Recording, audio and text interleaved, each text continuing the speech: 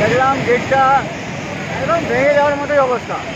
হ্যাঁ, কারণ গেটটা এমনভাবে ইয়ে হলো যে এক পাশ হয়ে গেলো, পুরো জল নেমে যাচ্ছে নিচে।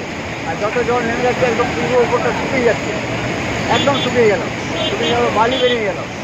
তারপর সমস্যা হলো টাউনশিপে, গ্রামে, উপরে যারা আছে তাদের জলের সমস্যা পুরো হলো।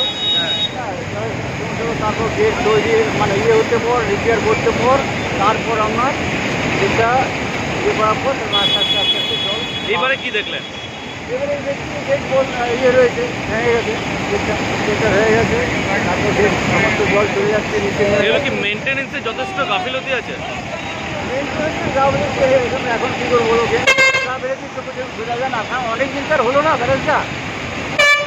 আপনার গেটগুলো অনেক দিনকার পুরনো হলো, জলের চাপটা ইয়ে করতে পারছে না, প্রত্যেকে জল। এটা কি প্লাবিত হওয়ার আশঙ্কা আছে? হ্যাঁ, এটা এই যে লক গেট ভেঙেছে, প্লাবিত হওয়ার আশঙ্কা আছে? হ্যাঁ, এটা আবার অনেক গ্রাম জুড়ে যায়। কোন কোন এলাকা প্লাবিত হওয়ার আশঙ্কা আছে? এটা মোটামুটি নিচের তো বাঁকুড়া করে। কি নাম আপনার?